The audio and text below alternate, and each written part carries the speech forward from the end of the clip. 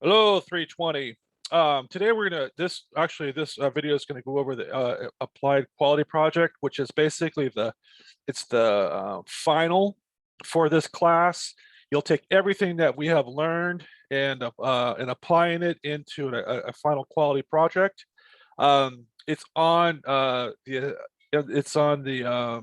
Canvas, and if you go into assignments, it's on the applied quality project. If you want to see it as a PDF, you can see it as a PDF here. I'll fill this out as the groups are assigned when they will report out the last day of class, essentially the final, which is December 10th. But so just go through this, familiarize with the project. The deliverables that you're going to need to do for this project is by the 6th, you're going to have this form filled out, which I go over in a minute, and then the actual PDF and the presentation, which is on December 10th. It's a 10-minute presentation, and then there's a PDF. So let's just kind of go over it real quick as far as what it is. And then from there, we can kind of go over more granular.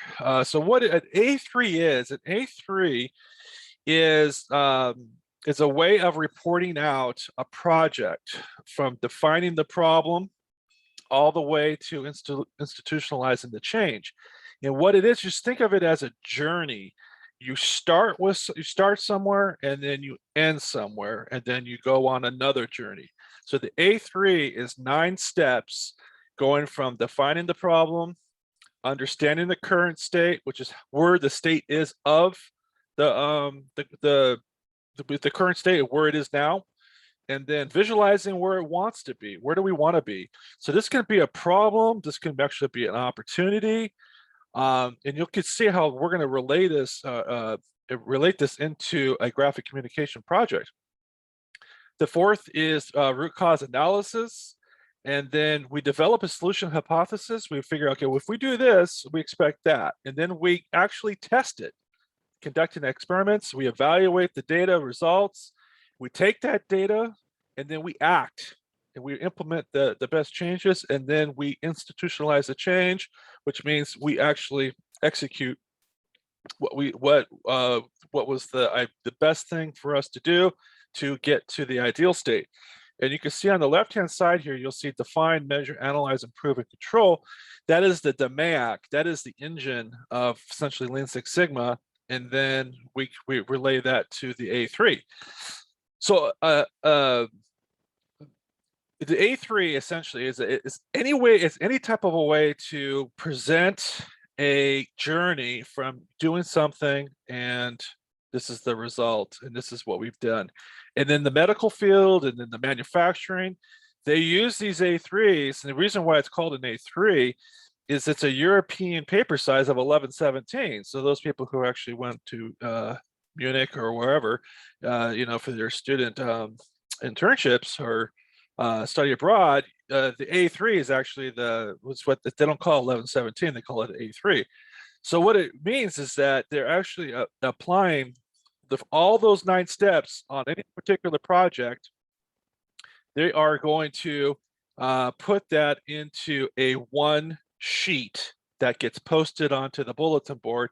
So all these members of any part of the team can look over, okay, well, that's what that project was. That was who did this. This was their journey from defining the root problem to institutionalizing the change. So it's a very cool way for us to use that into reporting out what we did for branding, what we did for a UX UI, for a website change. What do we do? So it's a really good way for us to introduce that into our portfolios.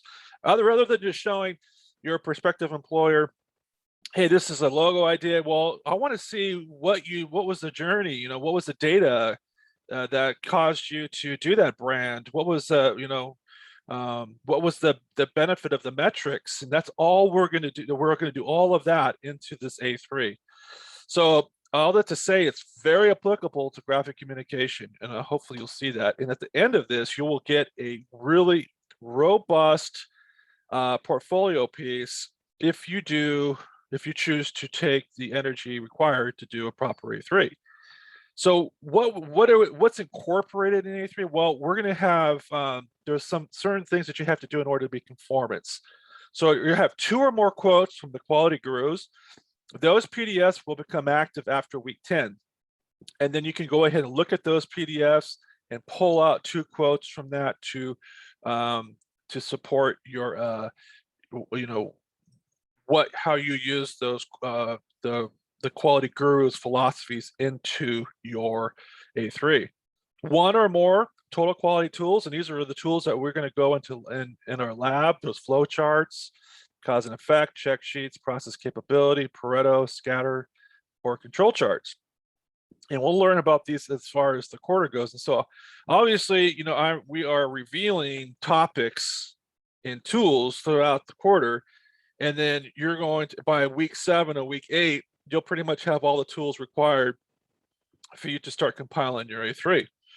1 or more of these Lean Six Sigma tools, again, these will become more known as we go through the quarter. 4 or more of these TPS and Lean Six Sigma improvement methods, again, those will go further that into the quarter. And then what are you actually going to be doing? So I have 3 organizations that we're going to be working with this quarter. 3 real world organizations who reached out to me, former students, and say, hey, Gordon, this would be a really good A3, I think. So we're going to meet them on September 29th. And then from there, you're going to gather your team. You're going to choose your own team. If you can't choose, people who don't have a team, I will assign them. But you will be assigned a team of 4 or 5 students that you're going to be working with. And essentially what it is you're going to use it. You're going to either be doing a UX UI project, you're going to be doing a design project, a logistics, a marketing, or management. So basically one of those 5 things, or a combination of those 5 things. And this will make more sense as we go further. So one project will not just be working on UX UI, they might be working on a design and also marketing and also logistics. So, but all that to say is those 5 wheelhouses of graphic communication, UX UI, design, logistics, marketing, and management are all what you do. You will be actually using those skill sets in order to do your A3. Some of this stuff will make more sense as we go along. This is information that posted. So innovative projects, what I'm looking for is a completed A3 with all 9 steps successfully covered, an effective brainstorming and root cause analysis, proof through data collection analysis. I want to see the metrics for the proof that you have done, reason why you have done such and such. Realistic process improvement recommendations supported by real data.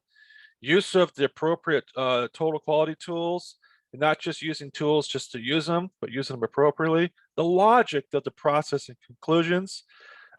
Demonstrative understanding and implementation of LSS methodology and quality tools. The effectiveness of the visual aids, how clean is your project? And I'm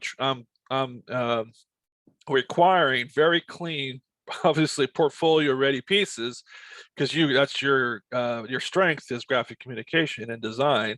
And how dynamic are your presentation methods? And then how voice of the customer and voice of the process centric are you as far as the improvement projects?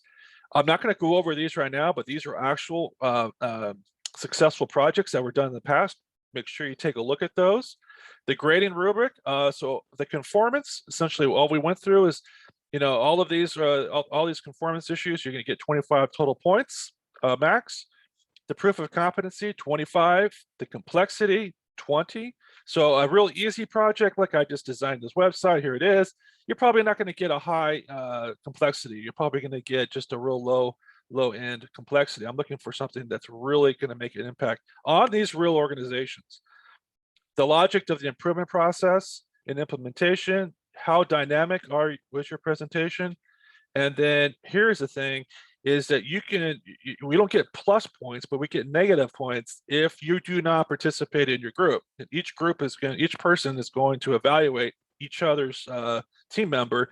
And essentially I use that to dictate how many points do I deduct from the from your individual grades.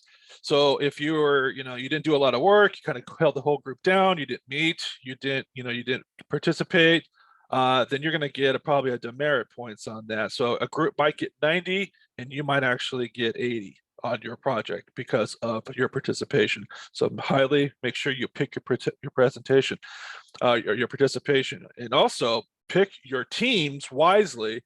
Pick the people who you think you can work with. This is the first year I'm doing this to democratizing the experience. So I really want this to be successful. Pick the people who are serious. If you're a serious student, you really want to have a quality piece for your portfolio. Pick students who you can work with, who will deliver that.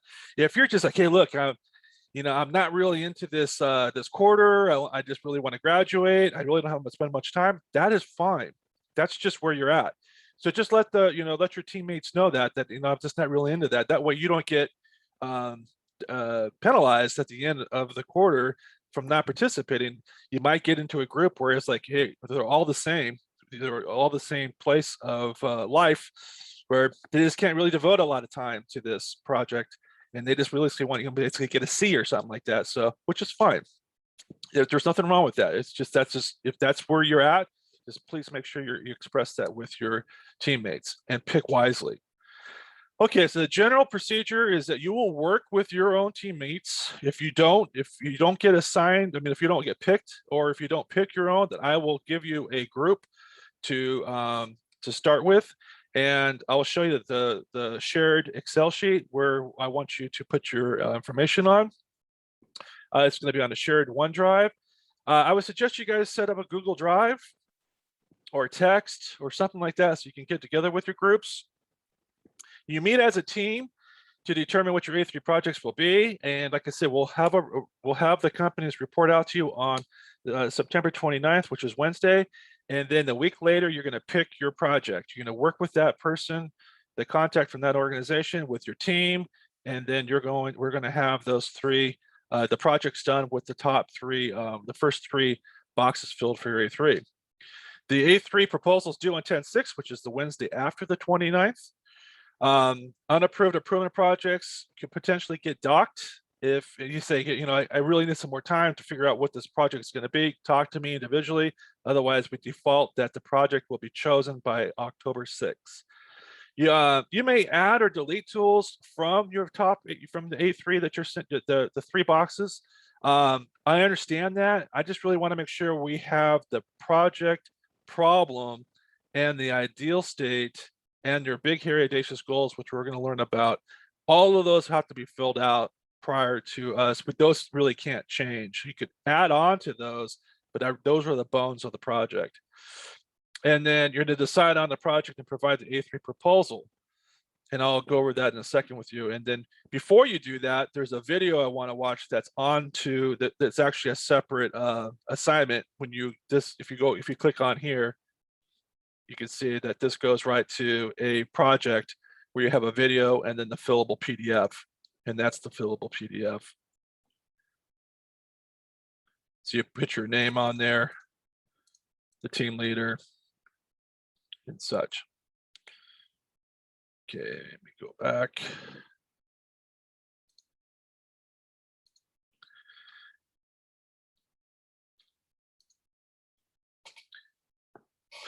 Okay,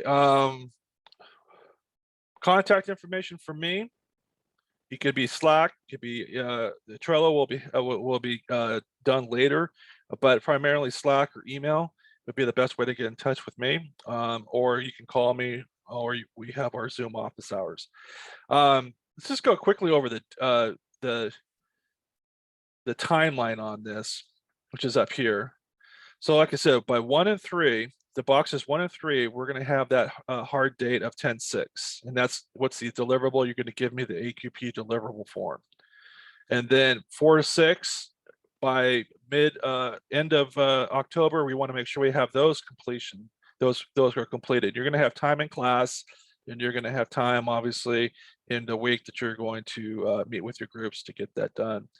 Boxes 7 and 8, 11, 10. And then box 9, which is the final, we want to make sure we have that done prior to the start of that finals week, which is the dead week. Okay, so again, read the information on here. If you want to see it as a PDF, it's here. What I'm going to show you now is I'm going to go to make sure it's going to be shared. So this is the shared Excel sheet.